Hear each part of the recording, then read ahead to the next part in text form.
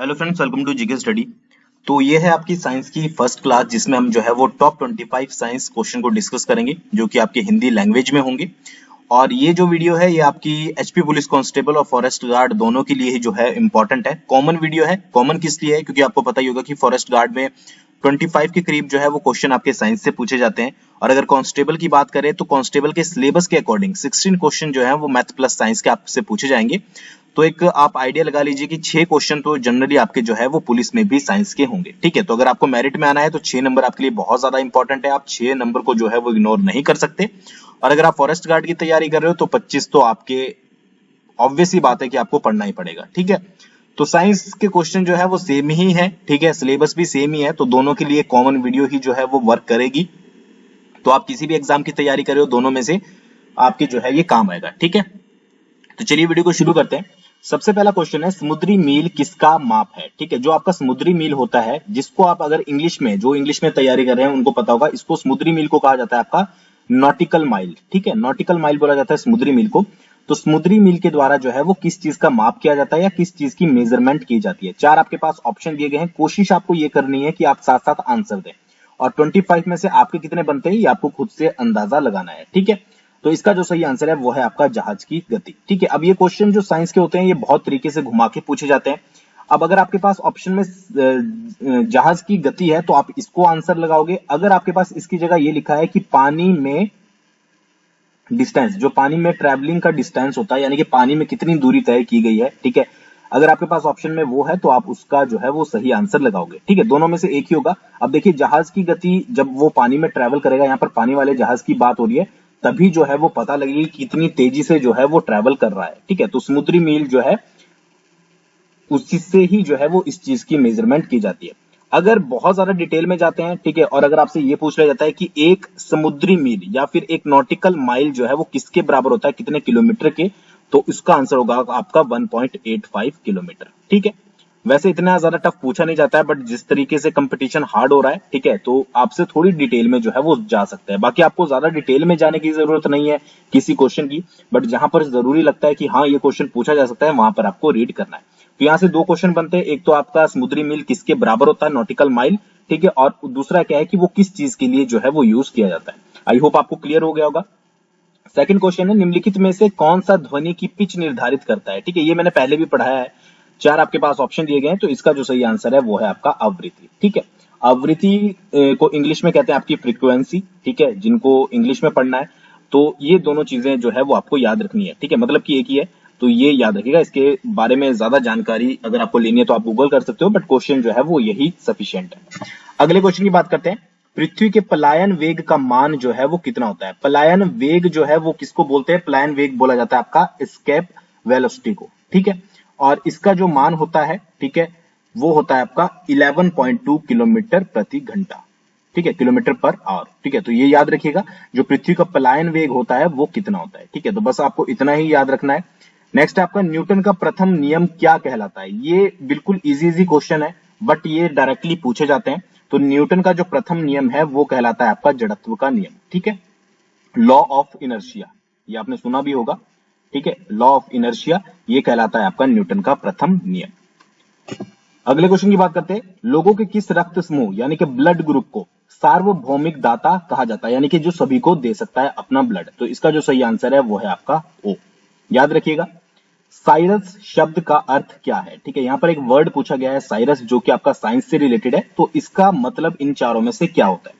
तो इसका जो सही आंसर है वो है आपका उच्च ऊंचाई वाले बादल। ठीक है, यानी कि ऐसे क्लाउड्स जिनकी हाइट जो है वो आपकी ज्यादा होती है, ठीक है, उसको क्या बोला जाता है? उसको बोला जाता है साइरस। उनके लिए कौन सा वर्ड यूज किया जाता है? वो किया जाता है साइरस। अब क्वेश्चन जो है वो आपसे अपोजिट भी हो सकता है कि जो उच्च ऊंचाई वाले बादल होते हैं उनके लिए निम्नलिखित में से कौन सा वर्ड यूज किया जाता है, और ऑप्शन में आपके पास होगा साइरस, तो आपको वो जो है वो टिक मार्क लगाना है।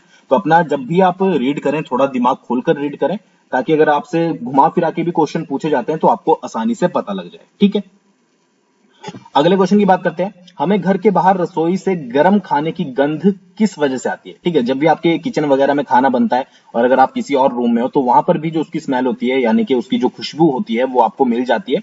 तो वो निम्नलिखित में से किसके कारण होता है? ठीक है, देखिए साइंस के अनुसार हर चीज के पीछे एक रीजन होता है। तो यहाँ पर इसका जो कारण है वो है आपका प्रसार। ठीक है, प्रसार को इंग्लिश में क्या कहेंगे? प्रसार को इंग्लिश में कहेंगे आपका डिफ्यूजन। ठीक है, डिफ्यूजन के कारण जो है जो भी खाना बनता है उसकी जो भी सुगंध होती है वो आप तक पहुंच जाती है। ठीक है, तो ये चीज आपको जो है वो याद रखनी है। ठीक है, नेक्स्ट है डैश और डैश में परिवर्तन होता है जब प्रकाश हवा से शीशे में गुजरता है। ठीक है, जब भी हवा से जो शीशा होता है उसमें प्रकाश आपका यानी कि लाइट ट्रेवल करती है तो किस किस दो चीजों में जो है वो परिवर्तन होता है यानी कि चेंजेस होते हैं। ठीक है, तो इसका जो सही आंसर है वो है आपका तरंग दैर्ध्य और गति। ठीक है, तरंग दैर्ध्य जो है वो दूसरे तरीके से लिखते हैं, ये देख लीजिएगा, तरंग दैर्ध्य और गति। तरंग दैर्ध्य को इंग्लिश में कहते हैं आपका वेवलेंथ। ठीक है, और प्लस गति को आपको पता ही है, गति को कहा जाता है आपका स्पीड। ठीक है, तो वेवलेंथ और स्पीड जो है वो उनमें चेंजेस होता है जब भी आपकी कोई लाइट जो है वो एयर से जो शीशे में ट्रेवल करती है। अब एक बार कई बार क्वेश्चन भी पूछा जाता है कि वेवलेंथ जो है वो किसके बराबर होती है। अगर थोड़ा डीप जाएं और, ठीक है, तो वेवलेंथ होती है आपकी वेलोसिटी अपॉन फ्रीक्वेंसी। ठीक है, तो वेवलेंथ होती है आपकी वेलोसिटी अपॉन फ्रीक्वेंसी। तो ये भी याद रखिए अगर आपसे कभी पूछ ले जाए, बाकी ये क्वेश्चन तो आपको याद रखना ही है। अगले क्वेश्चन की बात करते हैं, निम्न दोषों में से कौन सा निकट दृष्टि के लिए है जिसमें कोई व्यक्ति नजदीक वस्तुओं के स्पष्ट रूप से देख सकता है लेकिन दूर तक स्पष्ट नहीं देख पाता, यानी कि कौन सी ऐसी डिजीज है इनमें से, ठीक है, जिसमें आपको पास की चीजें तो दिख जाती है बट आप जब दूर देखते हो तो आपको वो धुंधली नजर आती है, तो उसको कहा जाता है आपका मायोपिया। ठीक है, नेक्स्ट है पास्कल का नियम डैश ऑटोमोबाइल में काम करने की व्याख्या करता है। ठीक है, पास्कल का नियम जो है वो निम्नलिखित में से किसके ऊपर अप्लाई होता है? तो पास्कल का नियम अप्लाई होता है आपका हाइड्रोलिक ब्रेक के ऊपर। अब इसको ये मत पढ़ने लग जाएगा कि पास्कल का नियम क्या होता है। ठीक है, इतना डिटेल में नहीं पूछा जाएगा, जो भी इंपॉर्टेंट क्वेश्चन होंगे मेरा काम है आप तक पहुंचाना। ठीक है, उनको मैं आपके लिए लेकर आ जाऊंगा। नेक्स्ट क्वेश्चन है, निम्न में से कौन सी विधि संवहन माध्यम के ऊष्मन के लिए उपयुक्त है? ठीक है, तो इसका जो सही आंसर है वो है आपका 1 और 2, यानी कि एडी धारा ऊष्मन और प्रेरण ऊष्मन। एडी धारा ऊष्मन यानी कि ADDY, और जो आपकी करंट हीटिंग जो है वो आपका धारा ऊष्मन को बोलते हैं करंट हीटिंग। ठीक है, तो एडी करंट हीटिंग, और जो आपका दूसरा है वो है आपका इंडक्शन हीटिंग। ठीक है, तो ये याद रखिएगा। नेक्स्ट है, निम्नलिखित में से किसने ध्वनि तरंगों के प्रसार का प्रस्ताव दिया? ठीक है, ध्वनि तरंगों का प्रस्ताव का जो प्रसार का प्रस्ताव था वो निम्नलिखित में से किसने दिया था? तो वो दिया था आपका रॉबर्ट बायल।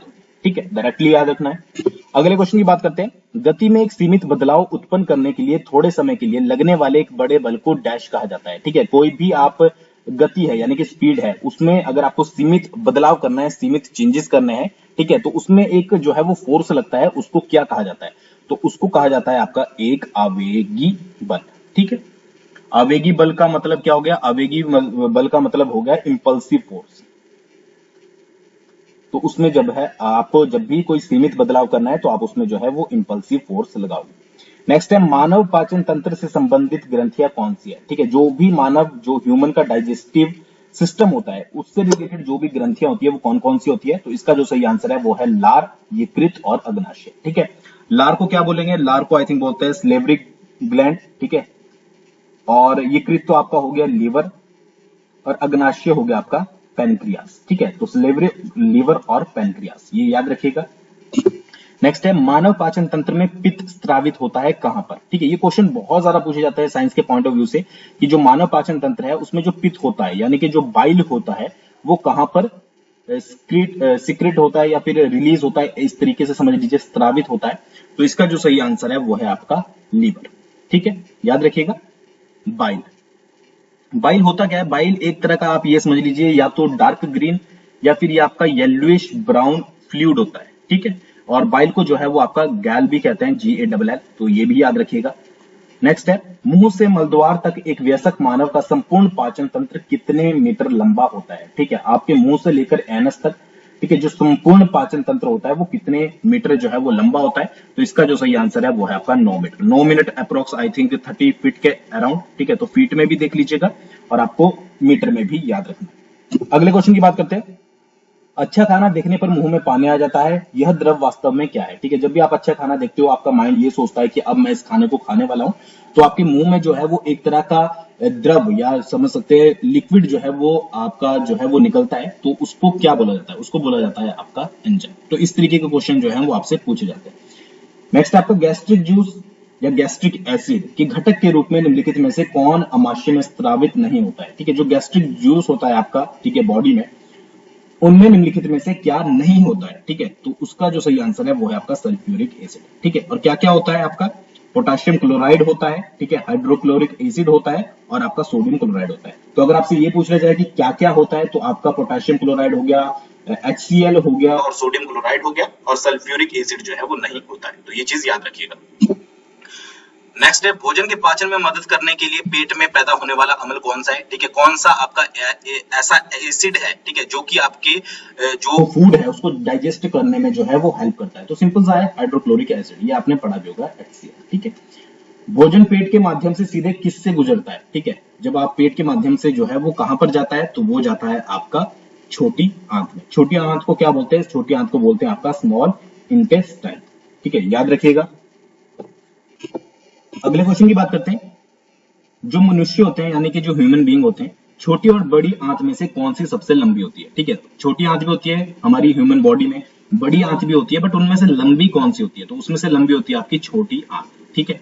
नाम छोटा है बट जो दर्शन है वो बड़े हैं, ठीक है। तो छोटी आंत की अगर लंबाई की बात करें तो 6 मीटर के आसपास होती है, यानी कि आप समझ लीजिए 20 फीट। और बड़ी आंत जो है वो आपकी 1.5 मीटर के अराउंड होती है, यानी कि अप्रोक्स 15 के करीब फीट के, है ना। ये चीज जो है वो आपको याद रखनी है। तो मीटर में भी आपको पता होना चाहिए, फीट में भी याद होना चाहिए, ताकि आपसे जो भी पूछा जाए वो आप बता दें। तो छोटी और बड़ी आंत में से छोटी आंत जो है वो बड़ी होती है। निम्नलिखित एंजाइम में से कौन सा छोटे आंत में स्रावित नहीं है, ठीक है। यानी कि जो आपकी छोटी आंत होती है उनमें से निम्नलिखित में से कौन सा एंजाइम जो है वो आपका वहां पर नहीं होता है, ठीक है। तो इसका जो सही आंसर है वो है आपका पेप्सिन, ठीक है। पेप्सिन क्या करता है, पेप्सिन प्रोटीन को कन्वर्ट करता है आपका पेप्टोन में, ठीक है, पेप्टोन्स में। तो ये याद रखिएगा कि अगर आपसे पूछ ले जाए कि पेप्सिन का काम क्या होता है, तो जो आपके प्रोटीन होते हैं उनको कन्वर्ट करना, उनको बदलना पेप्टोन्स में, ये पेप्सिन का काम होता है, ठीक है, याद रखिएगा। अगले क्वेश्चन की बात करते हैं। कार्बोहाइड्रेट, प्रोटीन और वसा का पूरा पाचन कहां पर होता है, तो कार्बोहाइड्रेट, प्रोटीन और जो आपका वसा होता है उसका पूरा पाचन जो है वो आपका स्मॉल इंटेस्टाइन में होता है, यानी कि छोटी आंत में होता है। अपच के उपचार के लिए किस प्रकार की दवा का उपयोग किया जाता है, जब आपको एसिडिटी वगैरह हो जाती है, ठीक है, अपच हो जाती है, यानी कि आपका डाइजेस्टिव सिस्टम ठीक से काम नहीं कर रहा है, तो एंटा एसिड जो है वो यहाँ पर यूज किए जाते हैं, ठीक है। बस ये याद रखना है आपको। नेक्स्ट है, प्रोटीन का पाचन शरीर के किस भाग में शुरू होता है, ये बहुत इंपॉर्टेंट है। तो प्रोटीन का पाचन जो है वो शरीर के पेट में जो है वो शुरू होता है। ये सुनने में इजी लगता है, बट जब आपके एग्जाम में आता है तो आप जो है वो कंफ्यूज हो जाते हो। तो 25 क्वेश्चन थे, बेसिक क्वेश्चन थे, थोड़ा लेवल जो है वो धीरे धीरे बढ़ाया जाएगा। बाकी आप जो है वो सोशल मीडिया पर हमें फॉलो कर सकते हो, इंस्टाग्राम पर भी और साथ साथ टेलीग्राम पर भी, जहां पर आपको स्टडी मटेरियल मिलता रहता है। साथ साथ हमारी जीके स्टडी ऐप को भी आप जो है वो डाउनलोड कर सकते हो। थैंक्स फॉर वॉचिंग, बहुत जल्दी मिलेंगे नेक्स्ट वीडियो के साथ।